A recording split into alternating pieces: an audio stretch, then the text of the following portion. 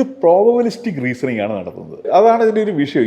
ഈ മോഡലുകളുടെയൊക്കെ ഒരു വിഷയം. എന്തുകൊണ്ടാണ് ഇത് 100% എത്താത്തത് അക്യുറേറ്റ് അല്ല എന്ന് പറയുന്നതിൻ്റെ റീസൺ അതാണ്. ഇപ്പം ഞാൻ നിങ്ങളോട് സംസാരിക്കാൻ പോകുന്നത് എന്താണെന്ന് നമ്മൾ കുറച്ചു നേരം സംസാരിച്ച് കഴിയുമ്പോഴത്തേക്കും നമുക്കൊരു ധാരണ ഉണ്ടല്ലേ. അപ്പം എന്നാലും ഇനി അടുത്തുനിന്ന് സംസാരിക്കും. ഇപ്പം നിങ്ങൾ തന്നെ ഒരു കാര്യം പറഞ്ഞ് ഡിഗ്രസ് ചെയ്തപ്പോൾ ഞാൻ അതിന് ആ കണ്ടക്സ്റ്റിലേക്ക് ഞാൻ എൻ്റെ ബ്രെയിൻ അഡോപ്റ്റ് ചെയ്ത് അടുത്ത വരിക. അപ്പം ഇതുപോലെ തന്നെയാണ് ഈ മോഡലുകൾ ഇത് ചെയ്യുന്നത്. നിങ്ങളത് നോക്കിയാറേ ഒരു വാക്ക് വന്നു, നിങ്ങളത് ശ്രദ്ധിച്ച് നോക്കിയാറേ ഒരു വാക്ക് വന്നു, അടുത്ത വാക്ക് വന്നു, അങ്ങനെയാണ് വരിക ഓരോന്ന്. അപ്പൊ ഇതുവരെയുള്ള കണ്ടക്സ്റ്റിൽ നിന്ന് ഇതുവരെ അത് ഉണ്ടാക്കിയതും നമ്മൾ പറഞ്ഞു കൊടുത്ത കണ്ടക്സ്റ്റിൽ നിന്ന് അടുത്തത് ഒരു പ്രോബബിലിസ്റ്റിക് ആയിട്ടാണ് വരിക. ഇതേ കൊണ്ട് തന്നെയാണ് നിങ്ങൾ രണ്ടാമതൊന്നുകൂടി ചോദിച്ചാൽ വേറൊരു തരം വരിക അല്ലേ. ആൻസർ ഇത് തന്നെ ആയിരിക്കും. Generally the idea will be the same, but it will be the words will be different, maybe the treatment will be different. അപ്പോൾ ഈ പ്രോബബിലിസ്റ്റിക് റീസണിങ് ആയതുകൊണ്ട് ഇതിനൊരു എറർ പോസിബിലിറ്റി ഉണ്ട്.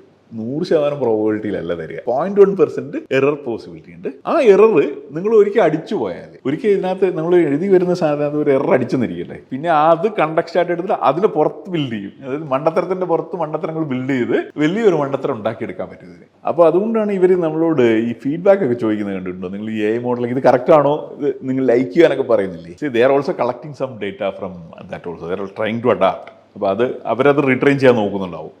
ഇതിൻ്റെ ഔട്ട്പുട്ടിൽ നിന്ന് തന്നെ എടുത്തിട്ട് റീട്രെയിൻ ചെയ്യാനുള്ള ശ്രമം നടത്തുന്നുണ്ടാവണം ഇവർ. അതുകൊണ്ടാണ് അങ്ങനത്തെ ഇതൊക്കെ വരുന്നത്.